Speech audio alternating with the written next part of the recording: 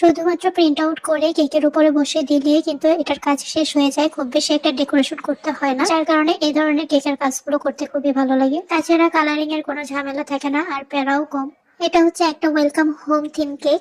এই ধরনের কেকের অর্ডার আমার কাছে আগেও এসেছিল, কিন্তু তখন হচ্ছে ঈদের টাইম ছিল, যার কারণে আমাদের বাড়ির আশেপাশের সকল প্রিন্ট আউটের দোকান অফ ছিল। আমি অনেক জায়গায় ট্রাই করেছি, অবশেষে ক্লায়েন্টকে বলার পর সে ডিজাইনটা চেঞ্জ করে দিয়েছিল। প্রিন্টের কাজ ছাড়া অন্য একটা ডিজাইন আমাকে দেওয়া হয়েছিল, যেটা আমি করেছি। এটাকে আমি খুব ভালোভাবে ফিনিশিং করে নিচ্ছি, যেহেতু এই কেকগুলোর মধ্যে কোনো ডেকোরেশন করা হবে না, সেহেতু এটার পুরো সৌন্দর্যটাই থাকবে ফিনিশিং এর উপরে, যার কারণে আমি খুব স্মুথ একটা ফিনিশিং দেওয়ার ট্রাই করেছি। কেকটা যেই আপু অর্ডার করেছেন সে হচ্ছে দেশে আসবেন, যার কারণে নিজেই নিজের কেক অর্ডার করেছেন। কেকটা হচ্ছে মূলত তিনি 17 তারিখে দিতে বলেছিলেন, কিন্তু কখন যেন তিনি সেই লেখাটা এডিট করে 16 তারিখের কথা জানিয়ে দিয়েছিলেন, কিন্তু সেটা আমি দেখিনি। পরে আগের দিন যখন আমাকে টেক্সট করে যে কালকে দিতে হবে, তখন আমি একটু অবাক হয়ে যে কেন, আমার তো দেওয়ার কথা ছিল পরশু।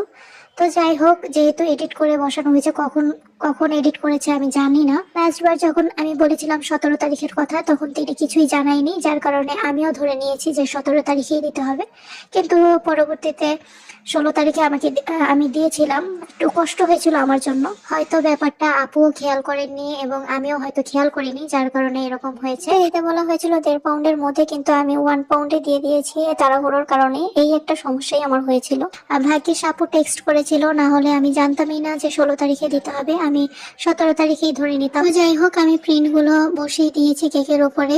পিছনে আমি প্লাস্টিক দিয়ে নিয়েছি, যাতে কেকের পানিতে প্রিন্ট গুলো ভিজে নষ্ট না হয়ে যায়। কন্টেন্ট গুলো হার্ড হয়ে যাওয়ার কারণে লাগছিল না। পরবর্তীতে আমি পানি দিয়ে এটা হচ্ছে লাগিয়ে দিয়েছি।